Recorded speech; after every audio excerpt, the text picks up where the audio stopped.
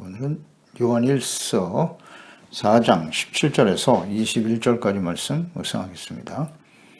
4장 17절에서 21절까지 말씀 있습니다. 이로써 사랑이 우리에게 온전히 이루어진 것은 우리로 심판날에 담대함을 가지게 하려 함이니 주께서 그러하신 것과 같이 우리도 이 세상에서 그러하니라.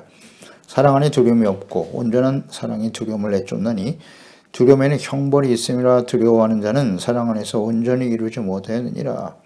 우리가 사랑하면 그가 먼저 우리를 사랑하셨음이라. 누구든지 하나님을 사랑함을 하고 그 형제를 미워하면 이는 거짓말하는 자니 보는 바 그 형제를 사랑하지 아니하는 자는 보지 못하는 바 하나님을 사랑할 수 없느니라. 우리가 이 계명을 주께 받았나니 하나님을 사랑하는 자는 또한 그 형제를 사랑할지니라. 아멘.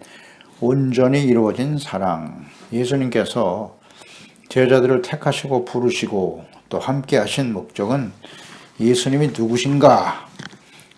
예수님을 분명히 바르게 알도록 직접 보고 듣고 경험하게 하시고 후일에 증인이 되게 하시기 위함이었습니다.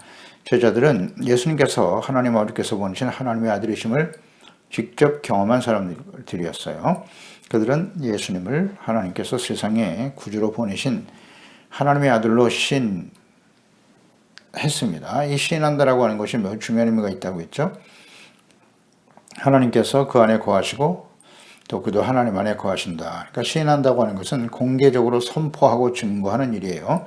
그러니까 예수님이 하나님의 아들일 뿐만 아니라 자신은 예수께서 그리스도의 하나님의 아들이심을 믿는 자다. 그러니까 초대교회 당시에 예수 그리스도를 하나님의 아들 그리스도로 시인하고 인정하고 공개적으로 고백한다라고 하는 것은 그로 인해서 당하는 박해와 시련도 감수해야 한다는 의미인 것이었습니다. 어떠한 박해와 불이익을 감수하더라도 나는 예수께서 하나님의 아들이심을 증거하고 믿는다, 믿고 증거한다 라는 선포였던 것이죠. 이렇게 예수 그리스도께서 하나님이 보내신 하나님의 아들이심을 시인하고 선포하는 그런 사람들이 진정 하나님의 자녀가 되는 것이고, 그들이 살아계신 하나님을 그런 사람들 가운데 하나님이 함께 거하신다고 그랬어요. 주님이 함께 하셔서 예수 그리스도를 능력 있게 전파하고 증거하는 참된 그리스도인으로 살아가게 하신다라고 말씀하셨습니다. 이어서 14절에 심판날에 담대함을 가질 수 있는 이유, 이것이 바로 하나님의 사랑이 온전히 이루어질 때 지는 결과다. 원인과 결과죠. 주님의 사랑이 우리 가운데 온전히 이루어지면 우리는 담대함을 갖게 된다는 것입니다. 분명히 약속하시고 또 우리 가운데 하나님이 주신 대로 17절 말씀이죠. 이로써 사랑이 우리에게 온전히 이루어진 것은 우리로 심판날에 담대함을 가지게 하려 함이라 그랬어요. 심판날에 담대함을 가진다. 주님의 사랑이 이로써 그랬으니까 사랑이 우리에게 온전히 이루어진 증거가 바로 결과가 하나님 앞에 담대히 설 수 있다는 거죠. 그러니까 하나님을 사랑하고 주의 말씀을 지키며 순종하는 의의 삶을 살아가고 또 박해와 시련도 감수하는 자녀들이 되어질 때 비로소 우리는 하나님 앞에 진정한 하나님의 자녀로 살아가게 되는 것이고 증거되는 것이고요. 또 마지막 심판날에 예수님 오신 날이죠. 예수 그리스도의 재림과 마지막 심판날 혹은 개인이 삶을 마감하고 주님 앞에 설 때 담대함을 얻게 된다는 것이죠. 그러니까 우리가 예수 그리스도를 믿고 구원받아 하나님의 자녀가 되고 이런 의롭다함을 얻었습니다만은 실상은 이 땅에 하나님이 없는 이 약하고 패역한 세상에 살아가면서 그들의 영향을 받을 수밖에 없죠. 많은 죄와 허물 가운데 살 수밖에 없습니다. 끊임없이 하나님의 말씀을 묵상하고 기도하고 성령의 충만함과 인도하심을 받는 경건의 삶을, 이 경건의 훈련을 계속해 가야 하지만 현실이 이것을 지속적으로 이루어가지 못하게 하거든요. 현실이잖아요. 계속할 수가 없어요. 끊임없이 하나님의 말씀 묵상하고 기도하고 전하는 주의 종들이 아닌다면은 참 쉽지 않은 일입니다. 하지만 아무리 하나님 말씀 묵상하고 기도하고 성령님의 인도하심을 따르는 주의 종들이라고 할지라도 세상의 영향을 받을 수밖에 없어요. 그 쉽게 죄악 가운데 넘어지고 쓰러질 수밖에 없는 우리의 모습, 우리의 현실을 우리는 고백하지 않을 수가 없어요. 그렇게 오랫동안 신앙생활해도 너무나 쉽게 죄악 가운데 사탄의 유혹에 무너지고 마는 우리들의 모습을 볼 때마다 하나님 앞에 진실한 마음으로 돌이킬 수밖에 없는 저희들인데요. 이제 하나님 앞에서 우리가 인생을 마감하고 주님 오신 날 담대하게 설 수 있을까 생각해 보는 거예요. 분명히 예수님께서 주여 주여 하는 자마다 다 천국 가는 거 아니라고 하셨잖아요. 내 아버지의 뜻대로 행하는 자라에 들어가리라. 주님의 말씀을 온전히 지켜 의에 이룰 수 있는 사람은 없단 말이죠. 그래서 주여의 말씀을 통해서 우리가 죄를 버리고 또 겸손한 자세로 주님을 따라가는 삶의 여정일 텐데, 뭐 언제 우리 인생이 마감될지 모르고 또 예수님이 언제 오실지 모르기 때문에 그 주님 앞에 딱 섰을 때 우리가 담대하게 나아갈 수 있다고 하는 건 쉬운 일이 아니에요. 물론 예수 그리스도의 십자가 구속의 은혜로 말미암아 우리가 죄사함 받고 의롭다함을 얻고 하나님의 자녀가 된 건 분명하죠. 이것이 이제 우리가 하나님 앞에 설 수 있는 근거가 되는 건 분명한데, 그동안 살아온 그 이후에 살아온 우리의 삶의 모습을 보면 온전하지 못한 부분들이 많이 있거든요. 이것 때문에 늘 부끄러운 모습. 그래서 우리가 주님 앞에 서게 되면 긍휼을 구할 수밖에 없어요. 하나님께 구할 것은 긍휼입니다. 그래서 예수님께서도 팔복 중에 긍휼히 여기는 자가 복이 있나니 긍휼히 여김을 받으리라. 그리고 야고보서에도 긍휼을 행하지 않는 자는 긍휼이 없는 심판을 받게 된다라는 말씀을 하시거든요. 그러니까 하나님 앞에 긍휼이 없는 심판을 당한다? 그건 정말 절망이죠.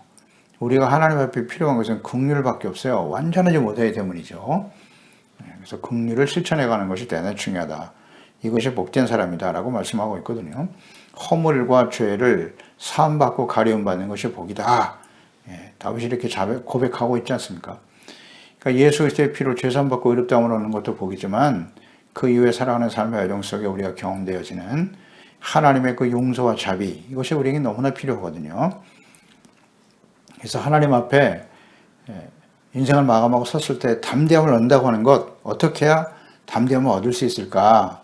그 심판 앞에서 담대함을 얻는다 그랬거든요. 우리로 심판날에 담대함을 얻게 된다. 심판은 피할 수 없는 거죠. 히브리서 9장 27절에 한 번 죽는 것은 사람에게 정해진 것이요 그 후에는 심판이 있으리라. 분명히 말씀하셨고요. 고린도 후서 5장 9절로 10절에도 그런즉 우리는 몸으로 있든지 떠나든지 주를 기쁘시게 하는 자가 되기를 힘쓰노라. 그 이유가 뭐냐? 이는 우리가 다 반드시 그리스도 심판대 앞에 나타나게 되어 각각 선악간에 그의 몸으로 행한 것을 따라 받으려 함이라 말씀하죠. 그러니까 우리는 주님 앞에 설 수밖에 없어요. 반드시 서게 됩니다. 우리 인생이 마감될 날이 오기 때문인데요.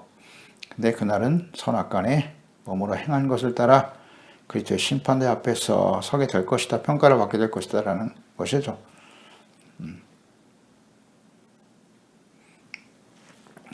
이 하나님의 심판대 앞에 우리가 담대히 서기 위해서는 어떻게 해야 되느냐 하는 거죠. 어떻게 해야 하는가? 뭐 주여 주여 주님의 이름을 부른다. 또 주님의 이름으로 뭐 선지한 노릇하고 귀신도 쫓아내고 뭐 역사를 많이 행하였나이다. 주께서 말씀하시죠. 내가 너를 모르노라. 불법을 행하는 자들아 내게서 떠나라. 형식적인 경건의 모양 가지고 있는데 불법을 행하고 돌이키지 못하면 주님께서 그를 부인한다. 그러니까 시인한다라고 하는 의미를 우리가 충분히 묵상됐는데요. 하나님의 예수 그리스도의 이름을 선포하고 증거하고 부른다 할지라도 시인, 공개적으로 말했지만 그로 인해서 박해와 시련을 당하는 일도 감수하면서 하나님의 진리의 말씀을 붙들고 순종하며 나가는 사람들, 그런 사람들이 하나님 앞에 이제 담대함을 얻게 된다는 것이에요. 그것이 곧 하나님을 사랑한다라고 하는 구체적인 모습이죠. 이로써 사랑이 우리에게 온전히 이루어졌다 그랬죠. 또 주께서 그러하신 것 같이 우리도 이 세상에서 그러하니라. 그러니까 예수께서 살아가신 그대로 우리도 이 세상에서 주님과 같이 살아가기 때문에 심판대 앞에 담대하게 설 수 있게 된다는 거예요. 자, 이 부분을 잘 묵상해 보시자고요. 주님의 심판대 앞에 담대함을 얻게 되는 이유, 이것은 사랑이 우리에게 온전히 이루어졌다. 이것이 이제 전제가 되는 것이고, 또 하나는 주께서 그러하신 것 같이 우리도 이 세상에서 그러하다. 예수 그리스도의 삶을 우리가 본받고 따라갈 때 우리는 인생을 마감하거나 혹 주님 앞에 설 때 그 심판 앞에서 담대히 설 수 있다는 거예요. 예수 그리스도의 삶을 그대로 본받고 따른다. 자, 그럼 우리는 어떻게 예수께서 살아가신 그 삶을 그대로 따를 수 있을까요? 쉽지 않은 일이죠. 우린 그렇게 알고 있나요? 어떻게 어떻게 예수님께서 살아가신 삶을 그대로 따를 수 있습니까? 예수님 안에 살아갈 때요. 간단해요. En Cristo, en la palabra, en el Espíritu Santo. 성령 안에, 진리의 말씀 안에, 예수님 안에 살아갈 때 가능해요. 그러니까 그리스도께서 우리 안에, 우리가 주님 안에 있을 때만이 가능한 한 일입니다. 그러니까 주님과 우리가 하나 되어질 때, 요한일서 2장에서 보았죠. 4절로 6절에 보면 그를 안으로 하고 그의 계명을 지키지 아니하는 자는 거짓말하는 자요, 진리가 그 속에 있지 아니하되 누구든지 그의 말씀을 지키는 자는 하나님의 사랑이 참으로 그 속에서 온전하게 되었나니 이로써 우리가 그의 안에 있는지를 아노라. 그의 안에 산다고 하는 자는 그가 행하시는 대로 자기도 행할지니라. 아멘입니다. 주님 안에 산다고 하는 사람은 예수님 안에 삶이 누구냐? 예수께서 행하시는 대로 자기도 행하는 것이다. 그런 사람은 어떤 사람? 예수 그리스도를 알고 하나님을 알고 그의 계명을 지키는 사람이에요. 지키지 않는 자는 거짓말하는 자고 그 속에 있지 않다라고 말씀하고 있거든요. 그러나 누구든지 이 말씀을 지키는 자는 하나님의 사랑이 참으로 그 속에서 온전하게 되었다. 그러니까 하나님의 말씀을 지켜 순종하는 사람이 곧 하나님의 사랑이 우리 안에 온전히 이루어진 것이고 주님 안에 또 주님의 말씀이 우리 안에 주님 안에서 우리가 온전한 삶을 살아가게 됨으로써 그 삶이라는 건 결국 주님의 말씀을 지켜 순종하는 거예요. 하나님의 사랑, 이웃사랑. 하나님 사랑 곧 이웃사랑에 대한 구체적인 실천으로 나타나는 것이다. 계속 강조하고 있는 것이죠. 예수님께서는 하나님을 사랑하여 그 말씀을 순종하기 위해 자신의 몸을 십자가에 내어주셨죠. 죽기까지 순종하셨어요. 하나님의 말씀을 죽기까지 순종하는 것이 하나님에 대한 사랑이었다는 거죠. 내가 하나님의 계명을 지켜 내가 내 아버지의 사랑 안에 거하는 것 같이 너희도 내 말을 내 계명을 지키면 내 사랑 안에 거하리라 말씀하셨거든요. 그러니까 아가페 주님의 사랑, 우리는 스스로 아가페 만들어낼 수 없어요. 그런 사랑할 수 없습니다.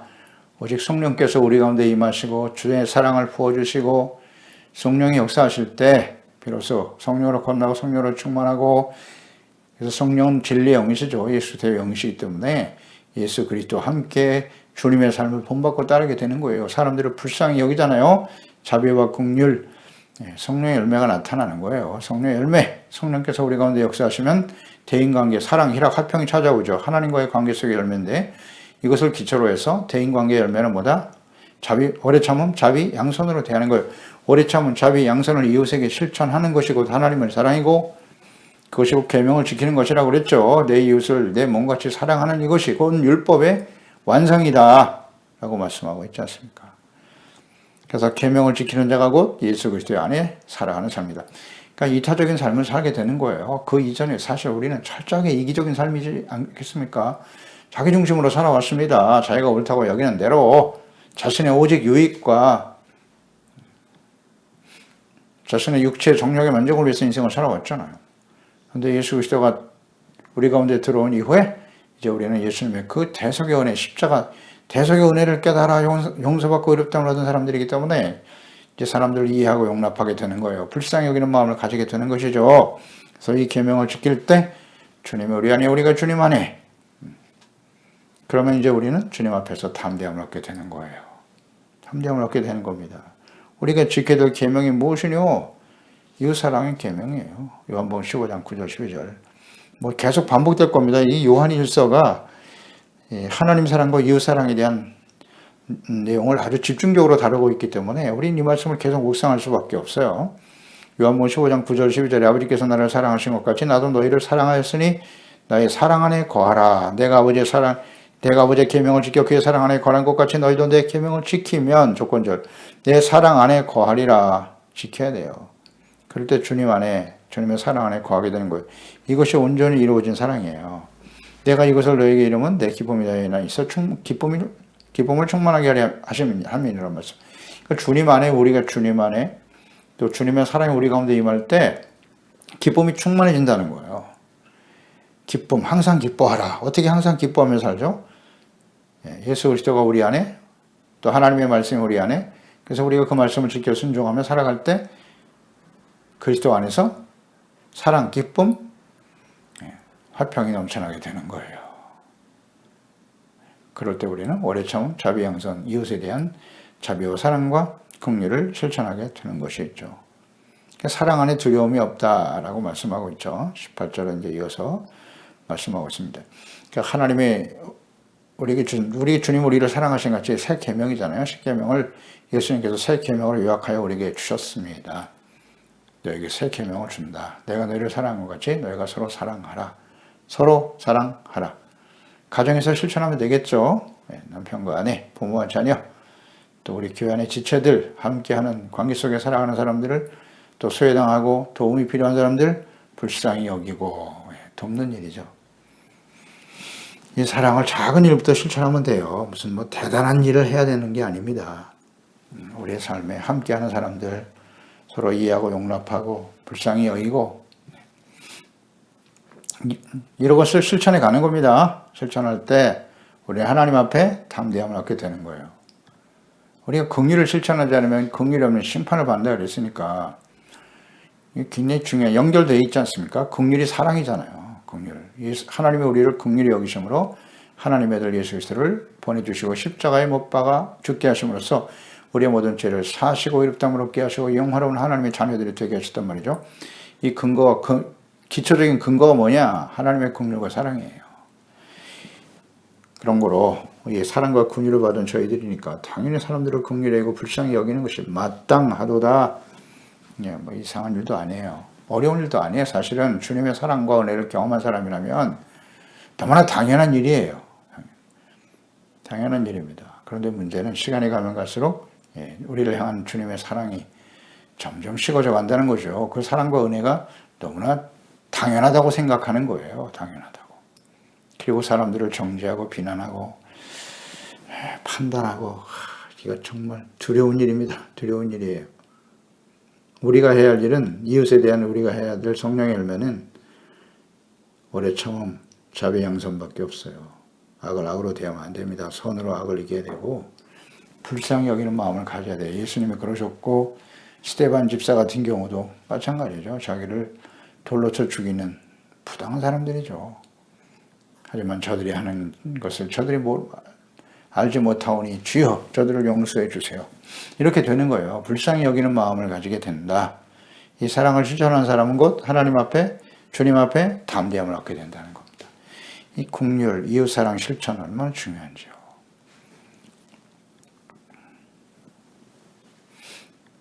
그러니까 우리가 하나님 앞에 18절로 이어지죠. 사랑 안에 두려움 없다 그랬어요. 온전한 사랑이 두려움을 내쫓는다. 두려움에는 형벌이 있다. 두려워하는 자는 사랑 안에서 온전히 이루지 못하였다라고 말씀하고 있네요. 우리 잘 아는 말씀이죠. 두려움과 사랑의 관계. 그러니까 우리가 하나님의 자녀예요. 예수 그리스도를 믿고 구원받아 하나님의 자녀가 되었는데 전능하신 하나님, 천지 만물을 창조하신 하나님, 그 하나님은 지금도 살아계신 하나님, 우리를 죄사함받고 용서받고 의롭다함을 얻어 영광스러운 하나님의 자녀가 되기 위해서 하나님의 아들을 십자가에 내어주신, 죄 없으신 하나님의 아들을 십자가에 속죄제물로 내어주신 하나님의 사랑,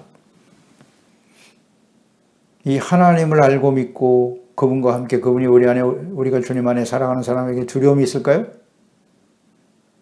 두려움이 없습니다. 온전한 사랑이잖아요. 그게. 온전한 사랑은 주님의 말씀을 듣고 지켜 순종하는 거죠. 그러니까 하나님 우리와 함께 하시고 우리가 주님을 믿고 의지하는 건 좋은데 문제는 그럼에도 불구하고 우리가 하나님의 자녀와 그리스도인으로 살아가면서도 삶 속에 끊임없이 두려움을 경험하게 되죠. 근심, 걱정, 염려하는 일들이 끊임없이 벌어지게 되지 않습니까? 두려워한다라는 거예요. 두려워한다. 그러면 이 두려움의 실체는 뭐죠? 우리가 두려움을 얻게 되는 이유는 무엇일까요?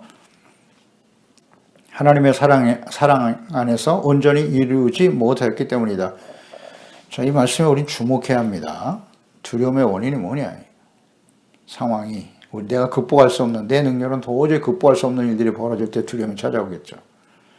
대부분 그래요. 내가 해결할 수 있는 문제 가지고 두려워하거나 걱정하는 사람은 없어요.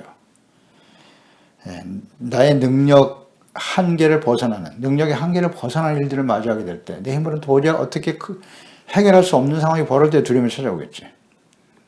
그런데 두려움을 갖게 되는 이유가 이런 어떤 환경이나 자신의 능력 밖에 일어나는 이런 일들 때문이 아니라는 거예요. 근본은 뭐냐?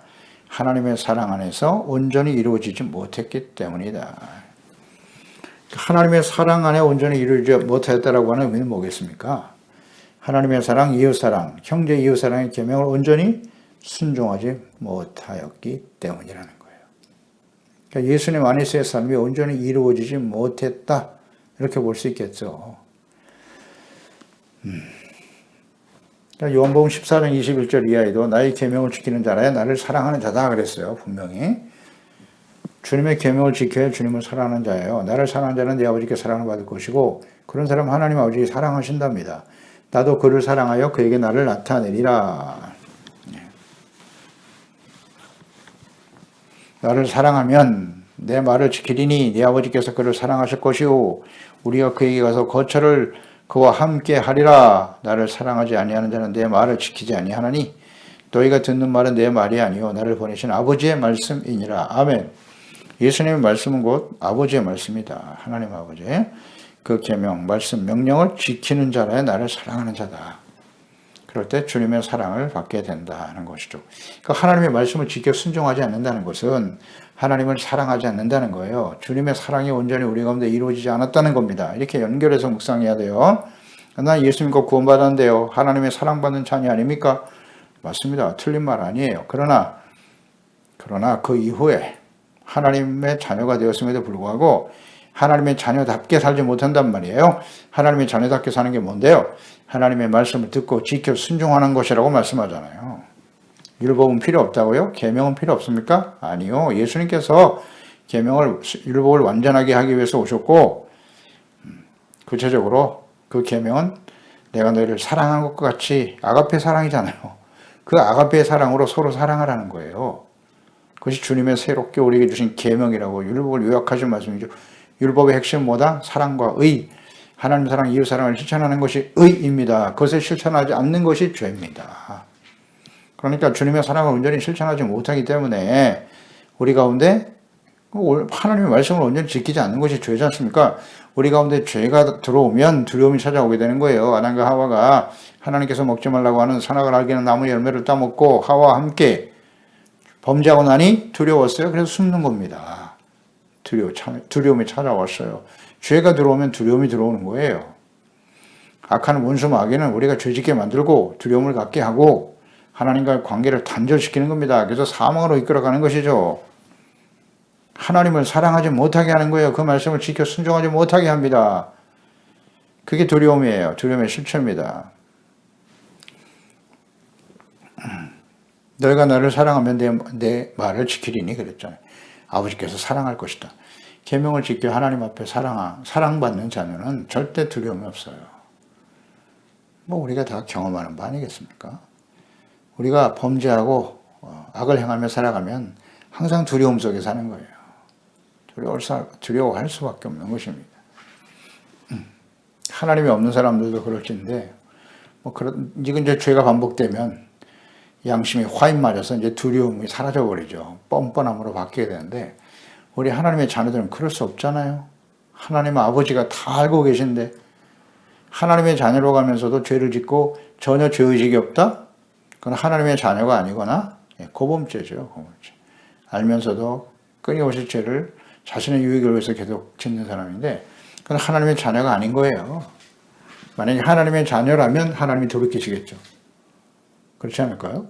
하나님의 자녀라면 죄를 짓고 가책을 안 받아요.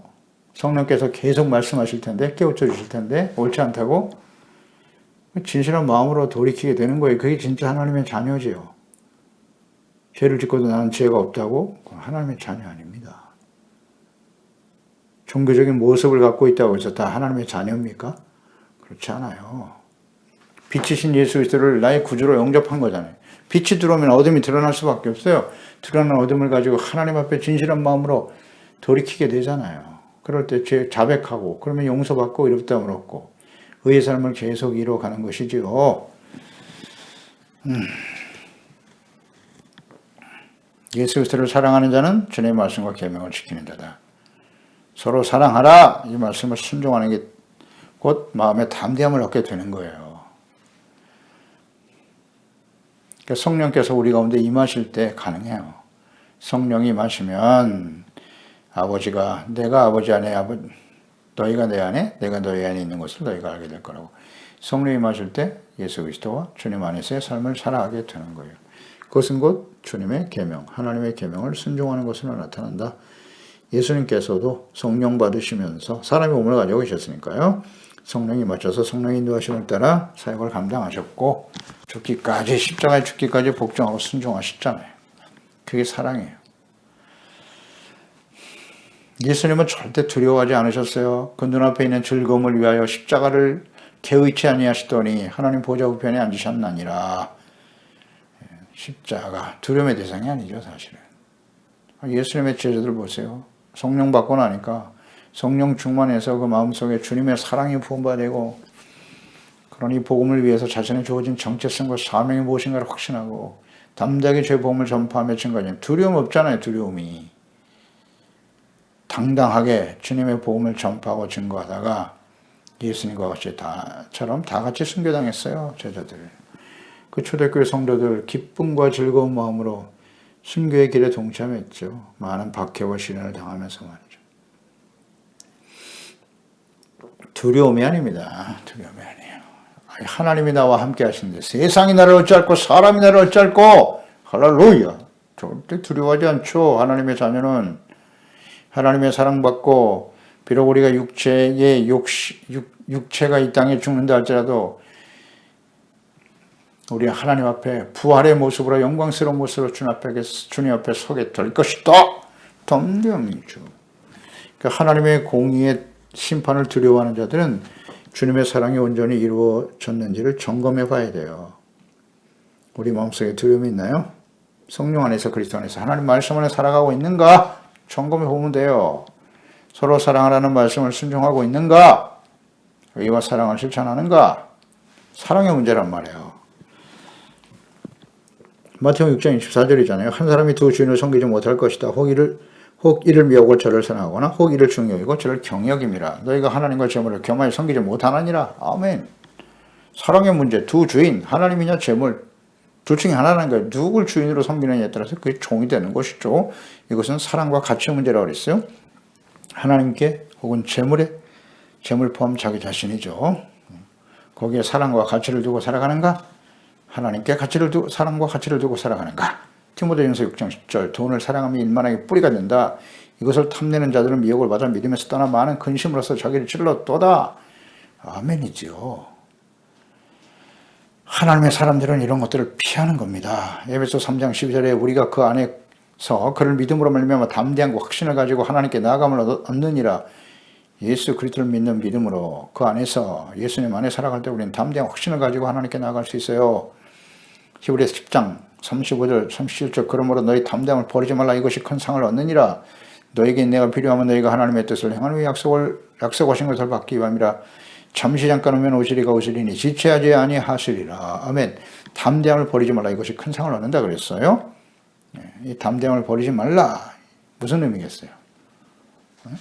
용기를 가져라. 뭐 이런 겁니까? 인간적으로 용기를 갖고 두려워하지 않은 담대함을 가지고 나간다? 그렇지 않아요. 그런 의미가 아니에요. 이 담대함이라는 것은 하나님의 사랑 안에서 온전히 이루어지는 거예요. 주님의 말씀을 잘 듣고 지켜 순종하는 삶을 살아가라는 뜻이에요. 용감한 사람이 되라고 외치는 게 아니라 죄악 가운데 살면서 용감해져라. 긍정적인 생각을 가지세요. 축복을 받을지어다. 좋은 일이 일어날 겁니다. 아무리 외쳐봐야 의미가 없어요. 죄악된 삶에 있는 사람, 악인에게는 평안도 없고 그 악인의 하나님이 함께 하실 수가 없어요. 무슨 좋은 일이 난다는 것입니까? 악인들에게. 그렇지 않아요. 그러니까 우리가 예수 믿고 구원받아 의인이 되었으니까 무조건 다 좋은 일이 일어날 거야. 물론 틀린 말은 아니에요. 하나님이 우리 아버지시고 전능하신 하나님이 우리를 다스리시고 인도하시고 그 주님과 함께 예수 그리스도 안에서 살아가는 것은 정말 복되고 좋은 일이죠. 그러나 우리가 그렇게 완전한 사람이냐? 그렇지 못하더라는 거예요. 우리 현실은. 우리에게 다가오는 많은 시련과 어려움들이 있지 않습니까? 우리가 예수를 믿지 않아도 일반적으로 살아가는 삶의 여정에 많은 시련과 어려움이 있게 마련이에요.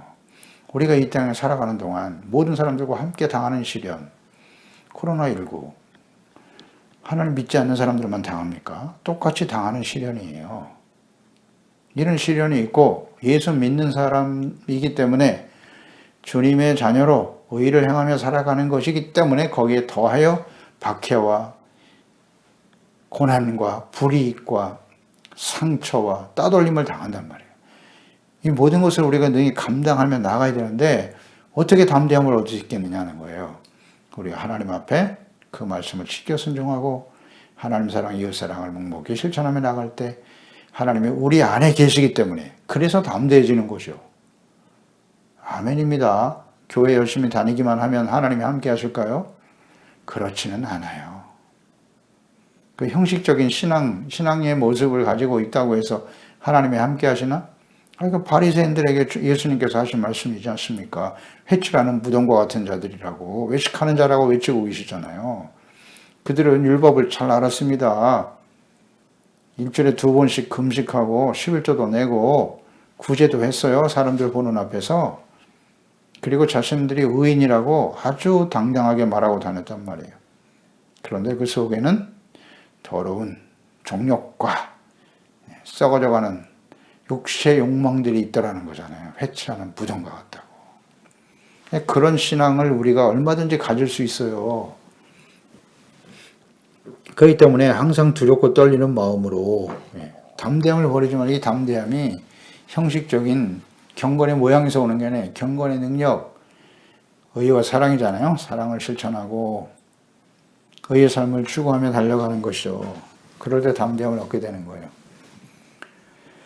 그래서 우리가 형제를 사랑하며 서로 사랑하는 주님의 계명을 마땅히 순종해야 될 이유가 있다.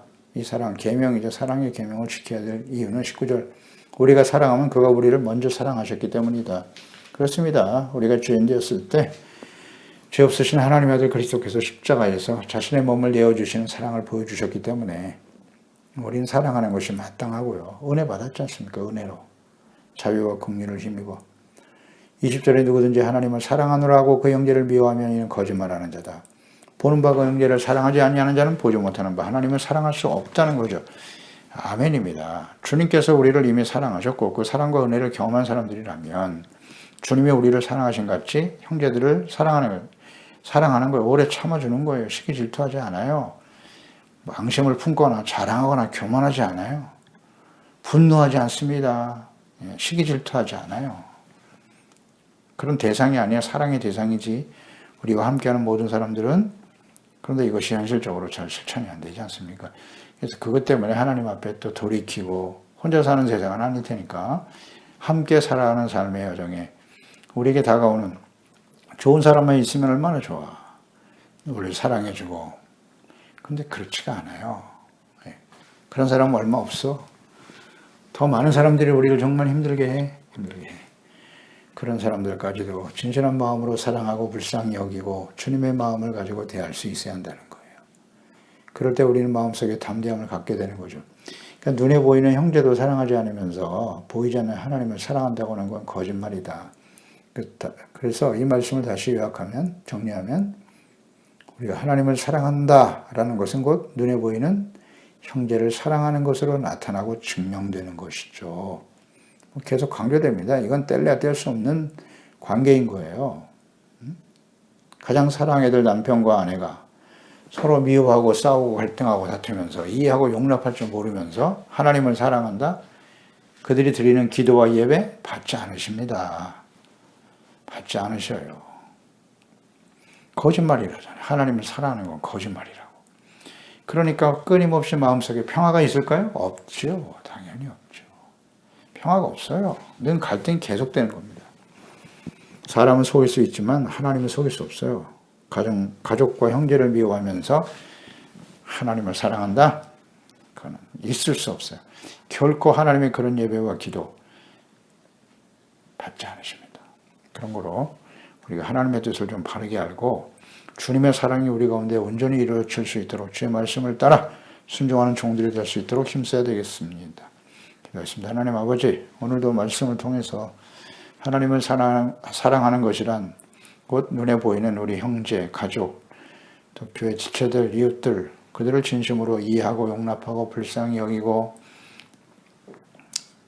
이 사랑을 실천해 가는 것이다 라고 말씀하고 있습니다. 눈에 보이는 형제를 사랑하지 못하면서 하나님을 사랑하는 것은 거짓말이라고 말씀하셨고 아멘입니다. 그리고 우리가 하나님의 그 계명, 사랑의 이웃 사랑의 하나님 사랑과 이웃 사랑의 계명을 실천할 때 우리는 심판날에 담대함을 얻게 된다는 사실. 주님 오시는 날 어떤 사람이 주님 앞에 서게 될까요?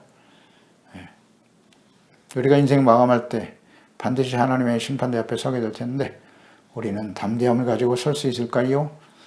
그렇습니다. 하나님의 사랑과 공의를 실천하고 그렇지 못하는 우리의 모습을 주님 앞에 자백하고 씻음받고 용서받고 살아가는 것인데요. 다시 한번 기도합니다. 오늘 말씀을 듣고 있는 우리 소중한 지체와 가족들 모든 하나님의 자녀들에게 주의 성령께서 사랑을 부어주셔서 주님의 사랑으로 우리 서로를 사랑하며 이해하고 용납하고 주님의 사랑 안에서 온전히 이루어가는 우리 모두가 되어서 주님 앞에 영광스러운 모습으로 담대함으로 설 수 있게 도와주세요.